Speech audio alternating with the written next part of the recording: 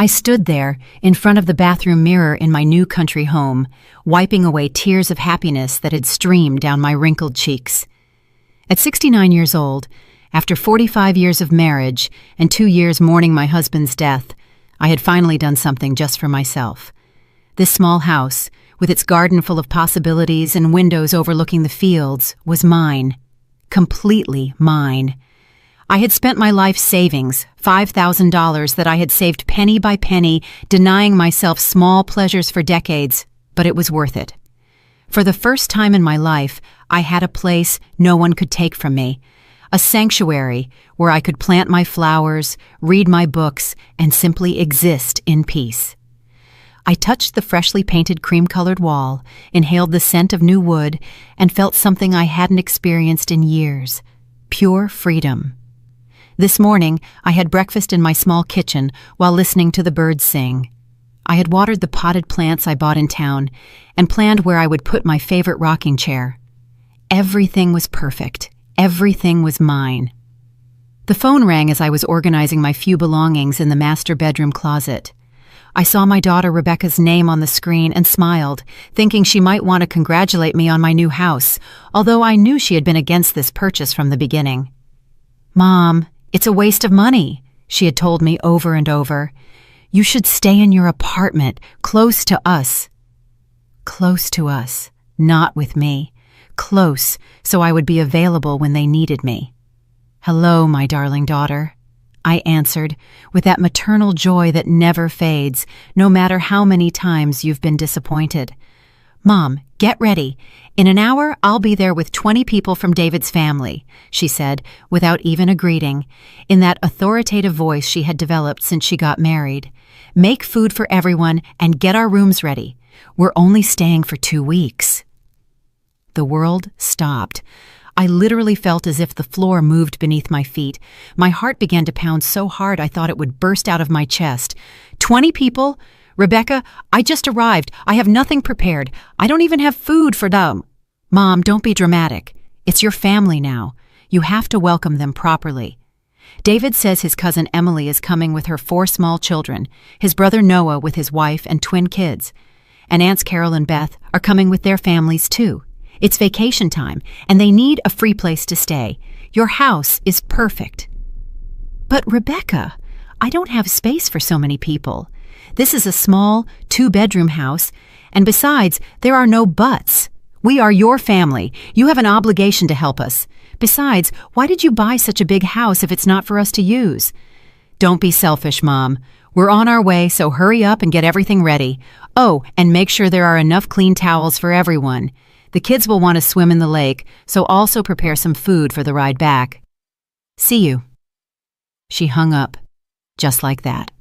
I stood there, holding the trembling phone, feeling all the happiness I had felt just minutes ago vanish like smoke.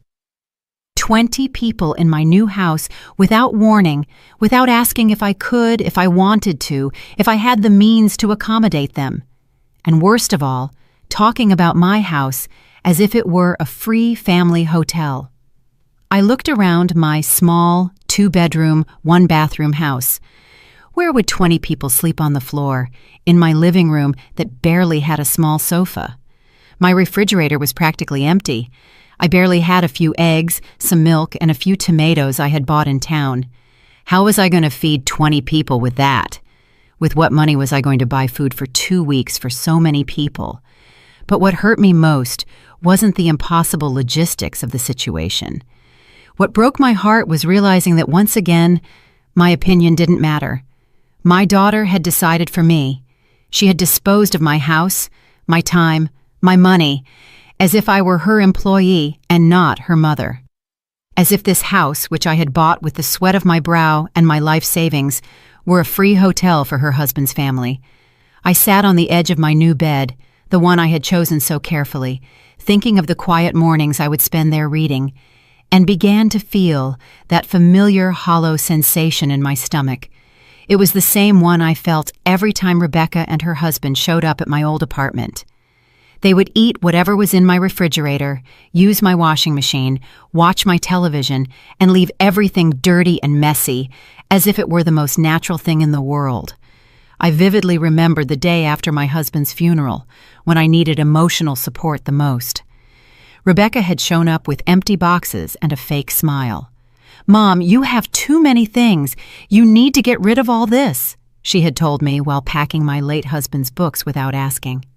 "We're taking these. You don't need them. At your age, you don't read as much." And I, in my grief and confusion, had let her take half of my memories, including the gold watch that had belonged to my father-in-law. When I sold the apartment to buy this house, she had insisted I give her the money to invest it better. "Mom, you don't understand finances. I know how to make that money grow," she had told me with that condescending smile I hated so much. When I refused, she didn't speak to me for a whole month. And now on my first day in my new house, she was already claiming her right to use it as if it were hers. Tears began to stream down my cheeks as I looked out the window at the garden I had dreamed of tending. In an hour, all this silence, this peace, this feeling of freedom would turn into chaos. I remained seated on my bed for several minutes, trying to process what had just happened. The silence of my new house, which moments ago had seemed so beautiful and tranquil, now felt heavy and threatening. In less than an hour, this refuge I had built with so much sacrifice would become a place of chaos and demands. I slowly got up, feeling the weight of my 69 years more than ever. My legs trembled slightly as I walked to the kitchen, where I opened the refrigerator with a mix of hope and despair. The reality was even worse than I remembered. 3 eggs, half a gallon of milk, 2 tomatoes, a piece of cheese I had bought yesterday, and a bottle of water. That was it. Absolutely everything I had to feed 20 people. I opened the cabinets with trembling hands. 1 can of beans, another of tuna, a half-finished bag of rice, salt, pepper, and oil. I didn't even have enough plates. I had bought a set for 4 people, thinking it would be more than enough for my needs. I never imagined my daughter would turn my home into a family refugee camp. I looked at the clock. 50 minutes. 50 minutes to work a miracle. I grabbed my purse and car keys, knowing I would have to go to town to buy food, but when I checked my wallet, my heart sank even further. After paying for the house, basic furniture, and moving expenses, I only had $300 left until next month. How was I going to buy food for 20 people for 2 weeks with that? The drive to town felt endless. Every minute that passed was a minute less to prepare whatever I could prepare. In the small-town supermarket, I ran through the aisles like a desperate woman, mentally calculating every dollar I spent. Rice, beans, pasta, tomato sauce, some cheap vegetables, bread. Nothing fancy, nothing special, just basic food that could stretch for many people. The final bill, $240, almost everything I had left. When I returned home, I only had 20 minutes. 20 minutes to transform my small kitchen into a restaurant capable of feeding an army.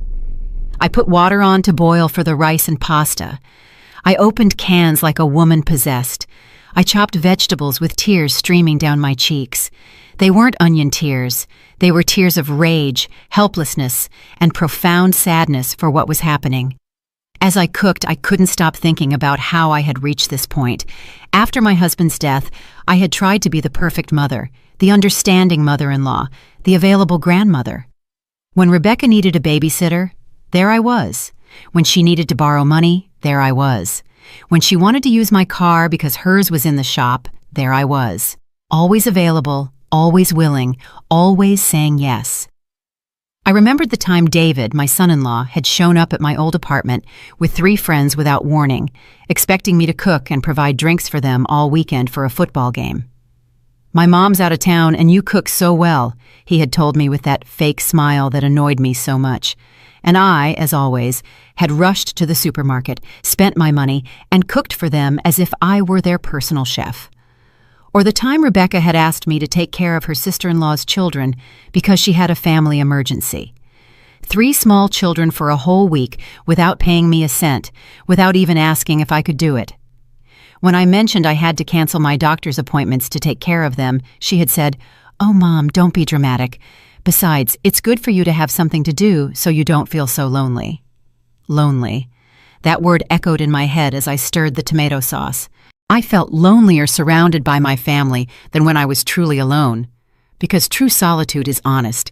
It doesn't pretend to love you while it uses you. The sound of cars approaching pulled me from my thoughts. I looked out the window and saw 3 vehicles full of people getting out, as if they were arriving at an all-inclusive resort. Children screaming, adults laughing, suitcases being pulled from trunks. And there was Rebecca, directing the show as the official hostess of my house. "Mom!" she shouted from outside. "Come help us with the bags!" I stood there in my kitchen, holding the wooden spoon I had been stirring the sauce with, and something inside me broke. Not in the dramatic way you see in movies, but in a silent and definitive way, like when the thinnest thread holding too heavy a weight snaps. I walked out of the kitchen and opened the front door. What I saw took my breath away. 20 people, indeed, from babies to elderly adults, all getting out of the cars as if they were arriving at their favorite vacation home. Some already had swimsuits on, others carried coolers full of beer, and all, absolutely all of them, looked at me with that expectant smile of someone who knows they will be treated like royalty. "Aunt Mary!" shouted Emily, David's cousin carrying a crying baby. "What a beautiful house! The kids are going to be so happy here. I hope you made a lot of food because we're hungry from the trip." Noah, David's brother, approached, patting me on the back as if we were old friends. "Mother-in-law, this is perfect for vacation. Is the food ready? The kids haven't had lunch." Of course, they hadn't had lunch because they knew Grandma Mary would be there to fix everything. As always, like the reliable employee who never says no. "Mom," Rebecca said, approaching with a smile that didn't reach her eyes, "I hope you prepared the rooms. Emily and her family will need the master bedroom because the baby cries a lot at night and we can sleep in the other one. The rest can settle in the living room." The master bedroom, my bedroom. The room where I had put my things just a few hours ago. Where I had imagined waking up every morning looking at the garden through the window. Without asking me, without consulting me, they had already decided I would sleep on the sofa in my own house. I looked at all these people invading my space, touching my things, talking about my house as if it were theirs. And for the first time in many years, I felt something different from resignation. I felt a small but real spark of something I had forgotten existed, indignation. But I still didn't know what to do with it. "Mom, the food!" Rebecca yelled from the door, as if I were a waitress who had taken too long to take the order. "The kids are hungry, and the adults want to have lunch too before we settle in." I returned to the kitchen like a zombie, feeling the eyes of 20 people fixed on my back. On the stove, the rice had stuck a little to the bottom of the pot. The pasta was almost overcooked, and the tomato sauce looked thinner than I would have liked. But it was what I had. It was what I had managed to make with the little time and money I had. I started serving on the few plates I had, knowing they wouldn't be enough. Indeed, after serving 8 plates, I ran out of dishes. I had to improvise with cups, bowls, and even use the lid of a pot as a plate for one of the smaller children. The humiliation was complete. "Is this all?" Noah asked, looking at his plate with the small portion of rice and sauce I had managed to serve him. "I thought there would be meat or chicken. You don't have anything else?" "It's just that you arrived very suddenly, and I didn't have time to—" I began to explain, but David interrupted me. "Mary, it's okay. We understand you didn't expect so many people, but you could have made an effort. We're family, aren't we? Besides, this house is beautiful. You surely have money saved to buy better things." Money saved. If they knew I had just spent almost everything I had left on that meal they were criticizing, maybe not. They would probably still be criticizing. David's family had that special ability to make you feel guilty no matter the circumstances. "Grandma," one of Noah's twins said, a boy about 8 years old, "do you have video games like at my other grandparents' house?" "No, my love, there are no video games here," I replied with the sweetest voice I could, trying not to unleash my frustration on an innocent child. "And cable TV and Wi-Fi?" he continued asking. "Not yet, darling. I just moved in and haven't set up those services yet." The child looked at me as if I had told him I lived in a cave. "So what are we going to do for 2 weeks? This is boring." Emily, while changing her baby's diaper on my dining room table, joined the conversation. "Mary, we need you to go to town to buy diapers, formula, and baby food. I forgot to bring enough for 2 weeks. We also need sunscreen, mosquito repellent, and a few other things." She handed me a handwritten list on a napkin. "Here's everything written down. You can go this afternoon." I took the list with trembling hands. Diapers, formula, sunscreen, repellent, sanitary napkins, headache medicine, aspirin, antacid, children's shampoo, antibacterial soap, laundry detergent. The list seemed endless. I mentally calculated at least $200 more. The last $200 I had left. "Emily," I said, trying to stay calm, "I don't have much money available right now. I just bought the house, and—" "Oh, Mary," she interrupted, laughing. "Don't be dramatic. They're just basic things. It won't break you. Besides, it's for your family. I'm sure you have something saved for emergencies." Emergencies. They were my emergency, but not the kind I had planned for. Paul, one of David's uncles, approached with a beer in his hand. A beer he had taken from his own cooler. Luckily, because I didn't even have drinks. "Mary, where can we put our things? We need space in the refrigerator for our beers and food." I opened my small refrigerator, which was already full with the few things I had bought that morning. "Well, you can move my things, and—" "Perfect," he said, already starting to take my things out of the refrigerator to put his own in. "And where is the room where Robert and I are going to sleep?" "You only have 2 rooms, and Rebecca said that—" "Oh, don't worry. We can sleep in the living room. Just make sure you have enough blankets and pillows. It gets cold at night here in the country." Blankets and pillows for 20 people. I had exactly 3 blankets and 4 pillows in the entire house, my house, which was becoming a charity hotel. Meanwhile, the children had discovered my garden and were running among the potted plants I had bought so lovingly that morning. I watched as one of them stomped on my small tomato plants that I had planted just hours before, full of hope and excitement. "Children, be careful!" I shouted from the window. "Oh, leave them alone," Noah shouted back. "They're kids. They need to run and play. That's why we came to the country, so they could be free.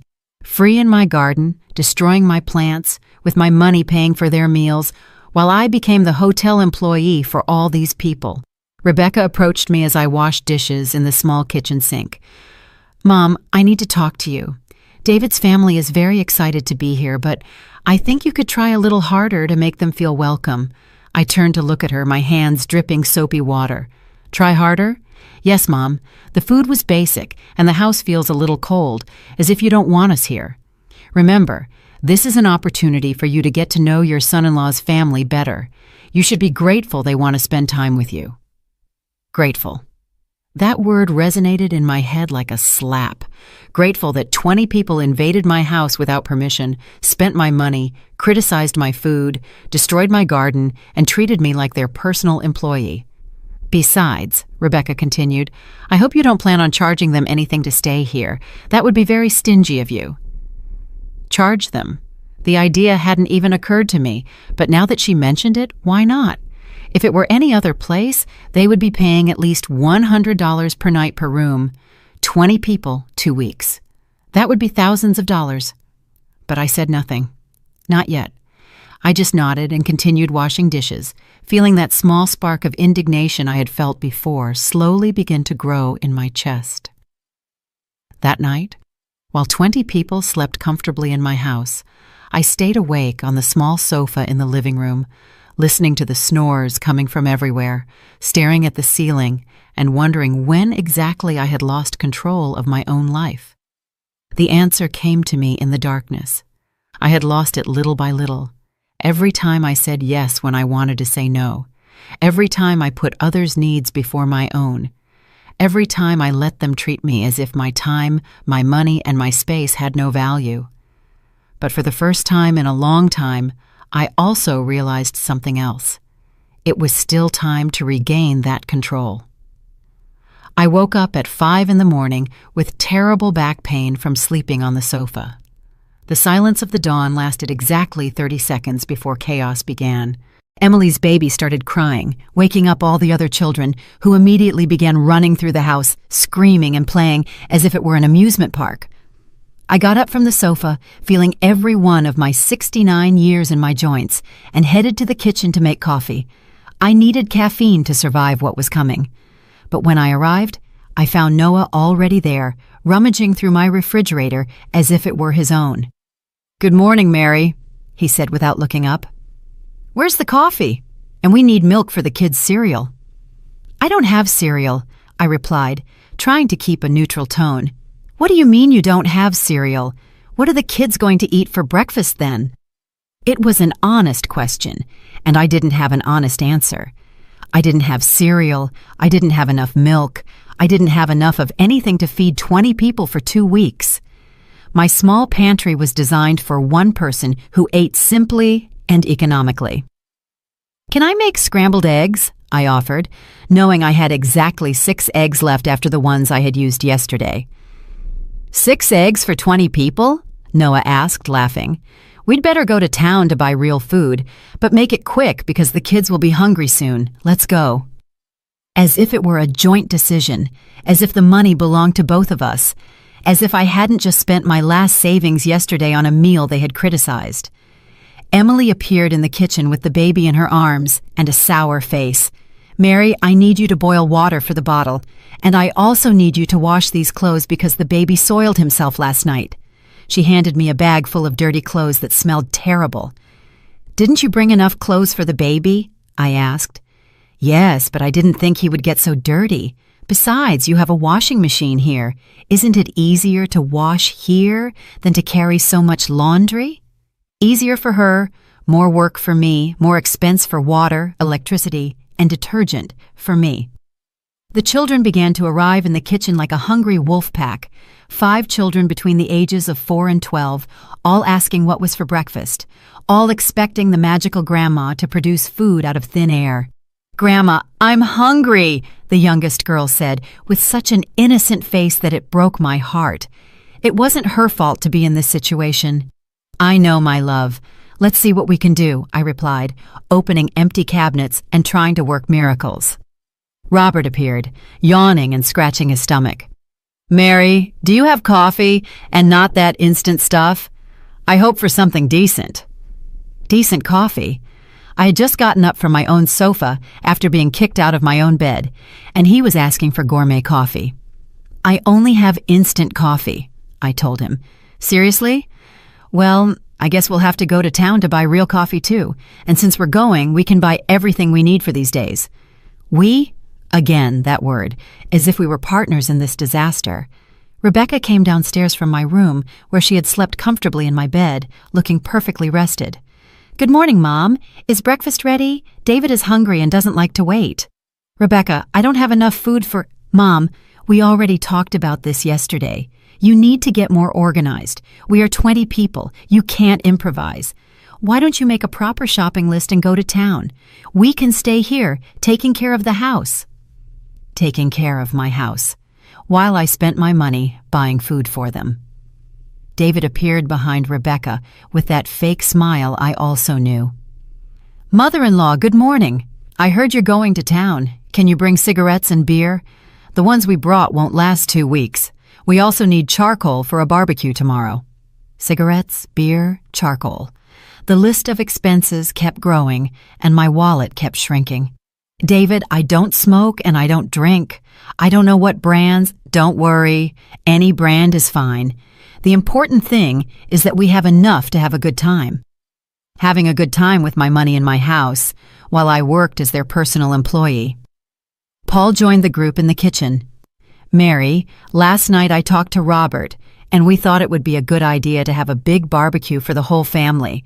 We can invite more relatives who live nearby. What do you think about organizing something for the weekend?" "More relatives?" I asked, feeling my blood pressure rise. "Yes, we are a big, close-knit family. It will be fun. We just need you to buy meat for about 30 people. Nothing out of this world." 30 people. Meat for 30 people. I mentally calculated at least $500 more. Money I definitely didn't have.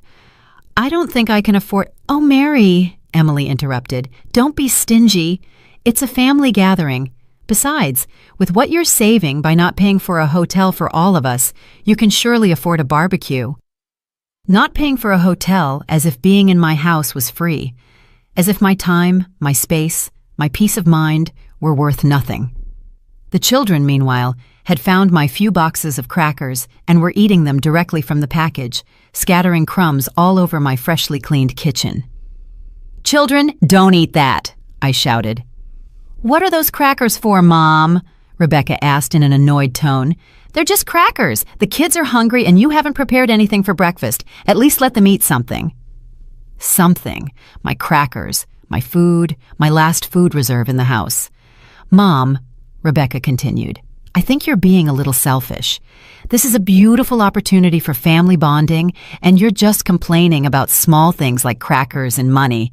Aren't you happy to see us happy?" Happy. They were happy spending my money, sleeping in my house, eating my food, and treating me like their employee. Of course they were happy. I stood there in my kitchen, surrounded by 20 people who looked at me as if I were the villain of the story for not having enough food to feed them for free for 2 weeks. And something inside me finally clicked. It wasn't a dramatic explosion. It was more like when a puzzle piece that had been out of place for years finally fits. Suddenly, I could see the complete picture with a clarity that surprised me. These people didn't love me. They needed me. There was a huge difference between those two things, and I had spent years confusing them. "It's okay," I told them with a calm that surprised even myself. "I'll go to town to buy what you need." Everyone smiled, satisfied that they had won another battle against the obliging grandma. But as I took my purse and car keys, I wasn't thinking about food or shopping lists. I was thinking about something completely different. I was thinking about the lawyer's office I had seen in town yesterday and a conversation that perhaps it was time to have. For the first time in days, I left my house with a real smile on my lips. The trip to town that morning was the most liberating I had had in years. For the first time since my family arrived, I was alone with my thoughts, with no one demanding anything from me, no children screaming, no adults treating me like a housekeeper. The silence of the car felt like a balm to my wounded soul, but I didn't go directly to the supermarket as they expected. Instead, I parked in front of a small cafe I had seen the day before and sat down to have a real cup of coffee while organizing my thoughts. I needed time to process what I had understood that morning. "Are you all right, ma'am?" the waitress asked me, a middle-aged woman with a kind face. "You look a little troubled." I smiled sadly. "Let's say I'm going through a complicated family situation." "Ah," she said, nodding knowingly. "Family. Sometimes they're the ones who hurt us the most, aren't they?" Her words hit me like lightning. That was exactly it. My own family was the one hurting me the most, and I had been so used to the pain that I had started to think it was normal. After coffee, I walked through the small town until I found what I was looking for. Jeremy Stone, attorney at law. The sign was simple but professional. I took a deep breath and entered. "Good morning," said a man about 50 years old with a kind face. "How can I help you?" "I need legal advice on family situations," I told him, feeling a little ridiculous, but determined to continue. Jeremy invited me to sit down and offered me water. For the next hour, I told him everything. From Rebecca's call to the invasion of my house, from the expenses they were forcing me to incur to the complete lack of respect for my property and my money. The man listened without interrupting, occasionally taking notes. "Mrs. Albright," he finally said, "what you are describing to me is financial and emotional abuse. The fact that they are family does not give them the right to use your property without permission or to force you to spend your money on them." "But they are my family," I murmured, repeating the excuse I had used for years. "True family respects, it doesn't exploit," he replied firmly. "Have you ever thought about setting legal boundaries?" Legal boundaries. The idea seemed as strange as it was liberating. "What kind of boundaries?" I asked. "Well, for example, your house is your private property. You have the absolute right to decide who can be there and under what conditions.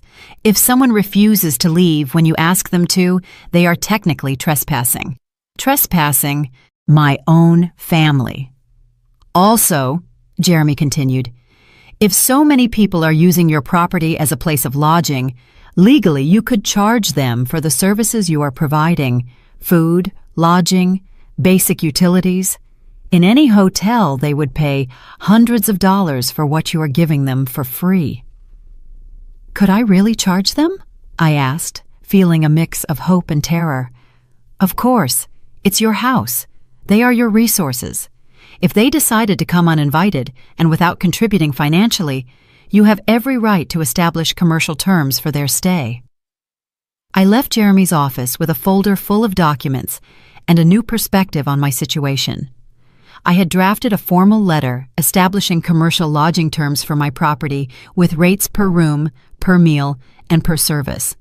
I also had information about my rights as a homeowner and the legal steps I could take if someone refused to respect my decisions. My next stop was the bank. I wanted to know exactly how much money I had left and how much I had spent in the last 2 days. The numbers were alarming. In less than 48 hours, I had spent $520 of my meager savings. At that rate, I would be completely bankrupt in a week. The bank manager, a young man named Richard, reviewed my account with a concerned expression. Mrs. Albright, these expenses are very high for your usual income. Is everything okay? He asked me. I briefly explained the situation, and he nodded with understanding.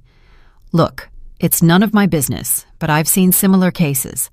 Elderly people who allow themselves to be financially exploited by relatives.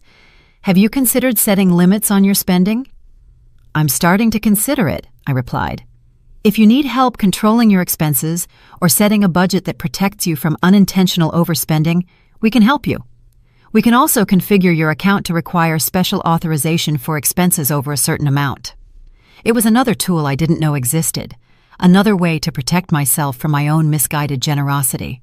Finally, I went to the supermarket, but this time I only bought the basics: rice, beans, pasta, tomato sauce, some cheap vegetables. No luxuries, no meat for barbecues, no beers or cigarettes. I spent exactly $50. When I returned home 3 hours later, I was greeted by a chorus of complaints. "Mom, you took forever!" Rebecca shouted. "The kids are starving, and so are we." "Where's the meat for the barbecue?" Paul asked. "And the beer?" David added. "The cigarettes," Robert insisted. I looked at them all standing in my living room, in my house, expecting me to solve all their problems with my money. And for the first time in years, I didn't feel guilt. I felt clarity. "I brought basic food," I told them calmly. "Rice, beans, pasta, enough so no one starves." "But what about everything we asked for?" Emily insisted.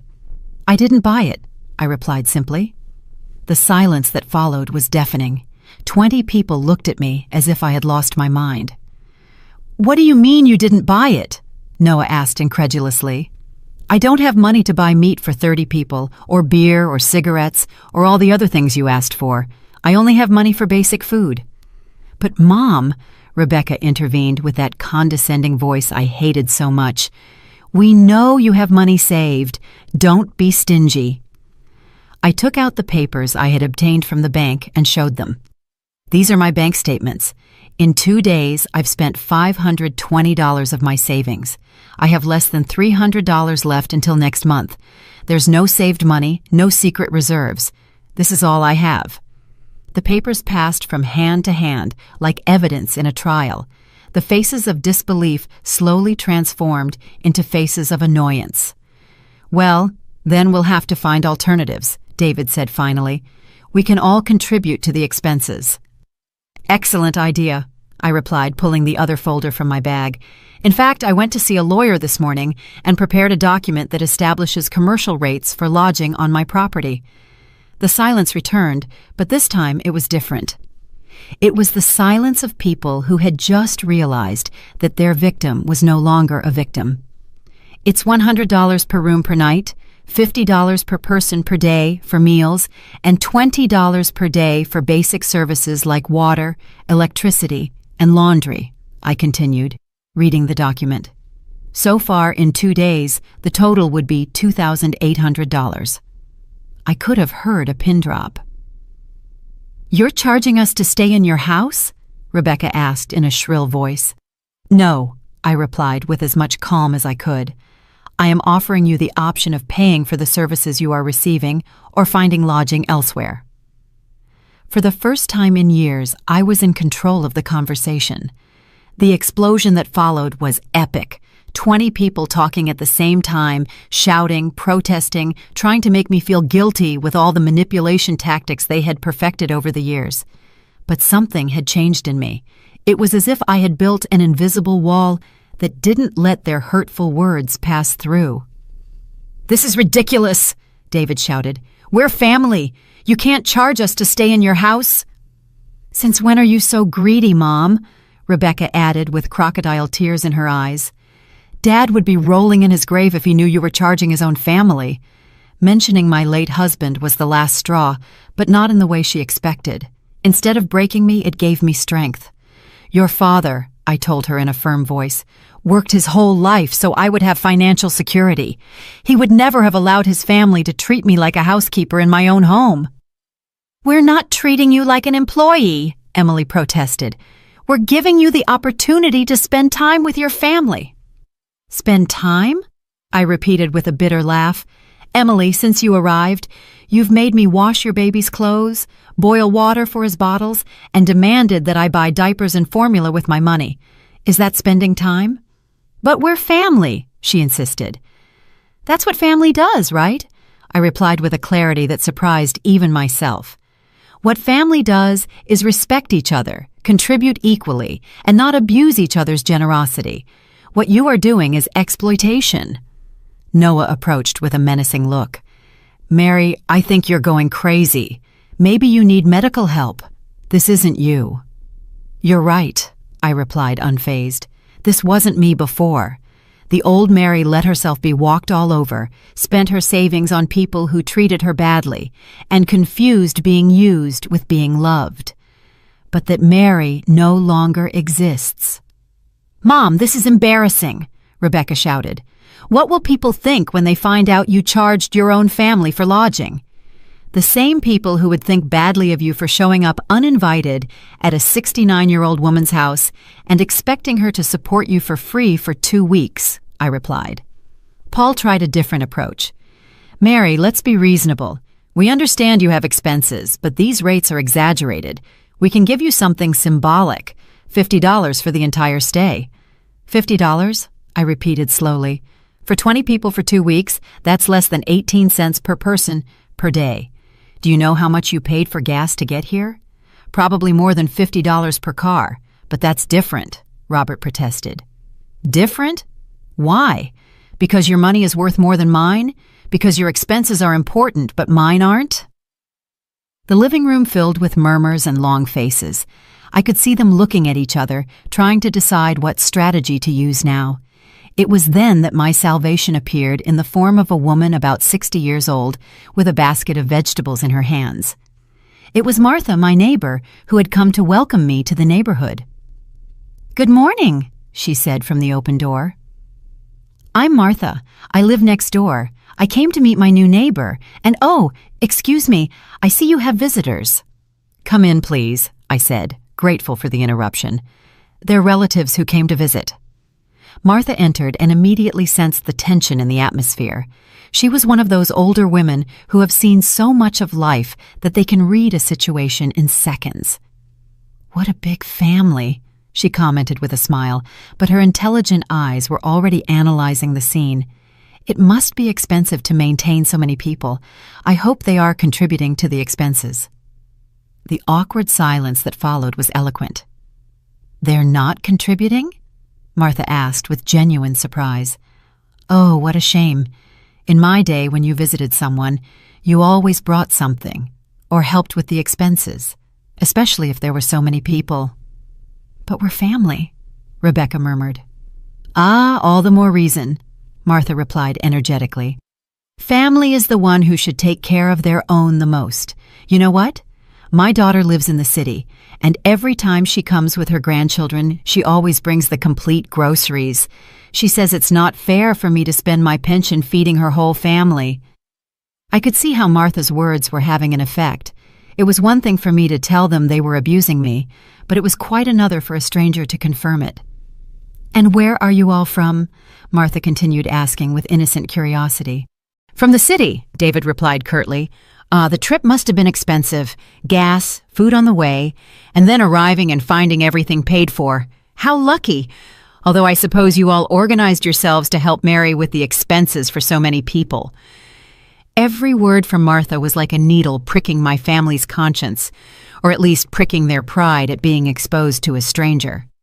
"Martha," I said, "would you like to have some coffee? I'd love to get to know you better." "Of course, but don't worry about waiting on me. I see you already have your hands full with so many people."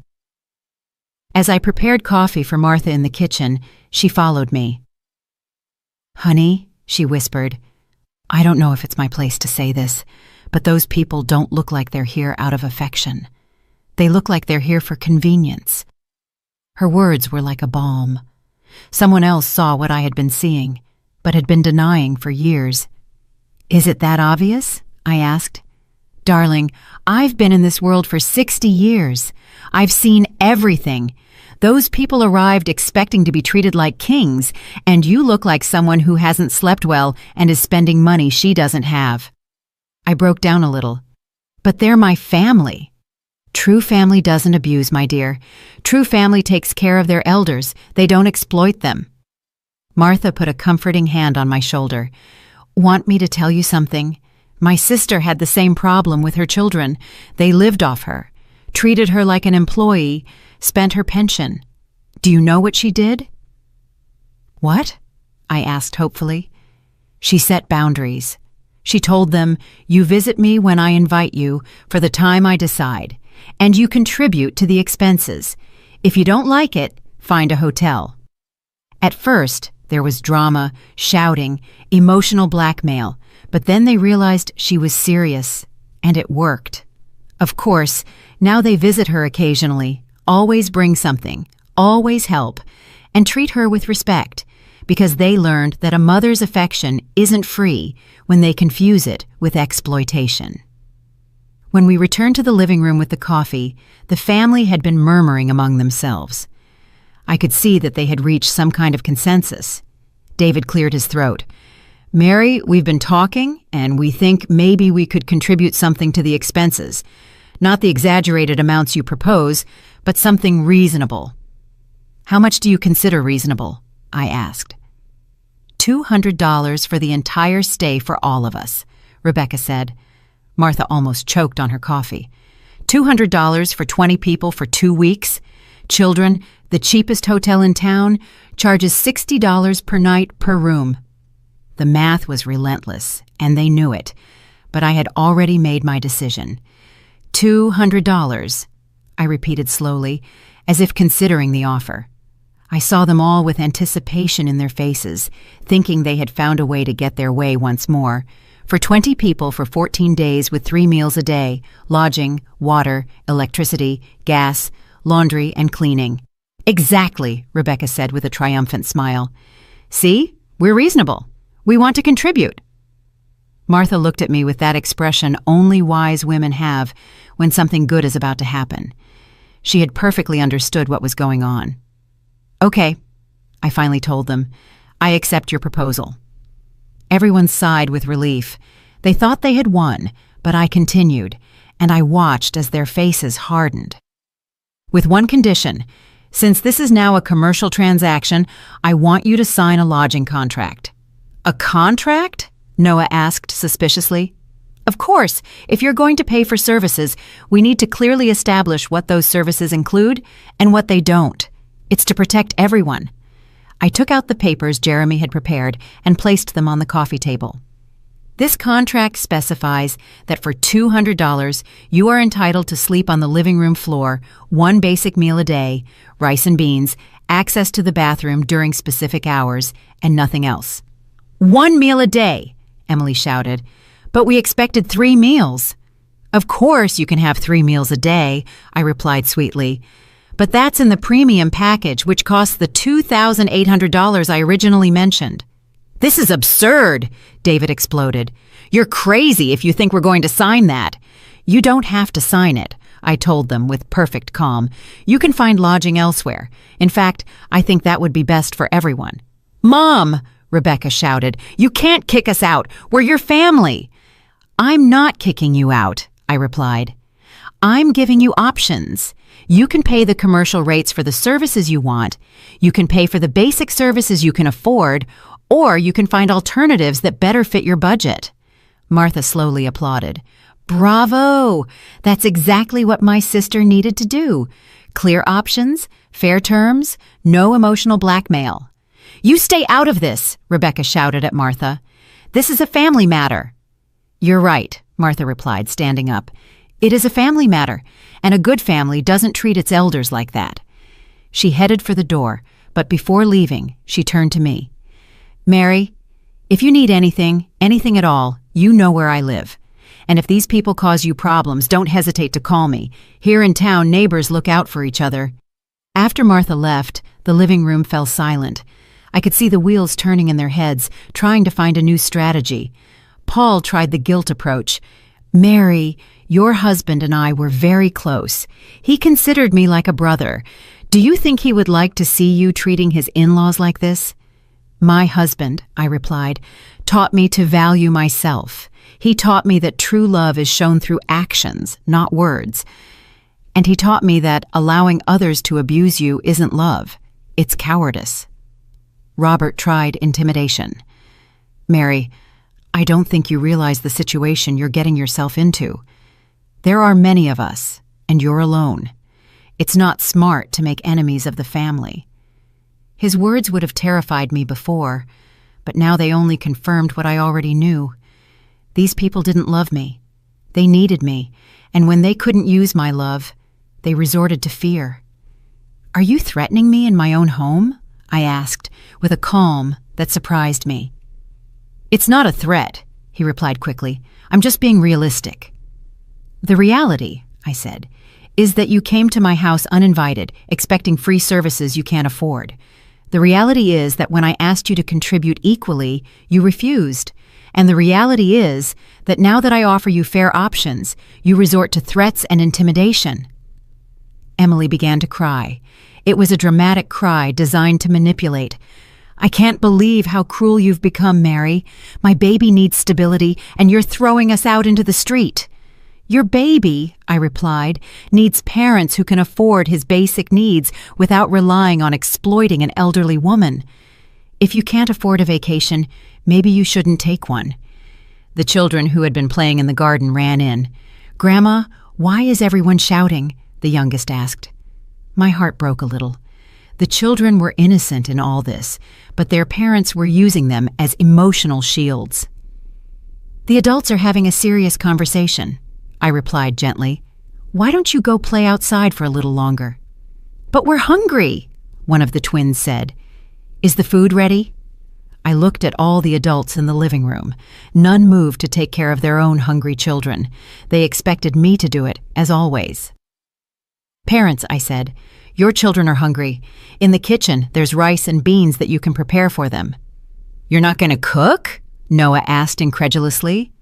I cooked yesterday and the day before. Today, you can cook, I replied. But we don't know how to cook, Emily protested. Then maybe it's time to learn, I replied. Or you can take the children to eat in town. There are several restaurants. David stood up abruptly. This is the last straw. Rebecca, pack our things.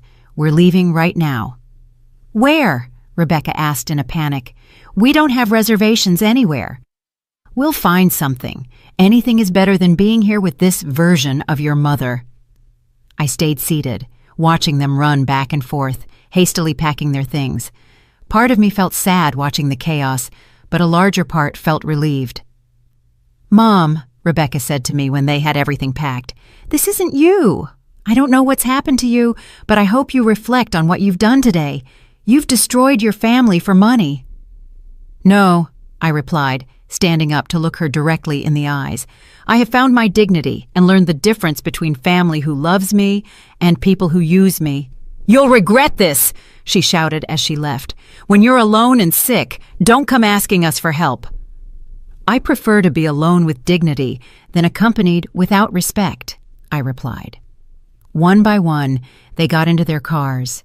This time, there were no tears from the children because they had understood that this visit was different. This time, there were no shouts or dramatic protests, only the resignation of people who had lost their favorite victim. I watched them drive away for the second and last time and felt something I hadn't felt in years: complete peace. That night, Martha came to dinner. She had made chicken stew, and I had prepared rice with pigeon peas. We ate on my porch, watching the sunset over the fields, talking about our garden plans. "Do you feel good about your decision?" she asked me. "I feel free," I replied for the first time in years. "I feel free." 6 months later, my house had truly become my home. My garden flourished, I had a small network of friends in town, and I had started taking painting classes at the community center. My days were filled with activities I chose to do, not ones I was forced to do. Rebecca called me occasionally whenever she needed something: money borrowed, babysitting, solving a problem. I listened patiently and then told her, "I'm sorry, my love, but I can't help you with that." At first, she would get angry. Then she would beg. Then she would threaten. Now, she simply hangs up. I have learned that loving someone doesn't mean allowing them to hurt you. I have learned that being generous doesn't mean exhausting yourself for others. I have learned that true family takes care of you as much as you take care of them. And I have learned something even more important. It's never too late to reclaim your life, your dignity, and your right to be happy. This morning, I woke up to the sound of birds singing, brewed my coffee in my clean and tidy kitchen, and went out to water my plants, which are growing beautiful and strong, just like me. If you enjoyed my story, you can support me by sending a super thanks so I can write more stories like this. Thanks a lot in advance. What about you? What would you do in this person's shoes? I'd really love to hear your thoughts, so drop them in the comments. I'm always curious to know what you think. Oh, and let me know where you've heard this story. If you want to hear more life stories like this, like the video, and subscribe to my channel. There are many more waiting for you.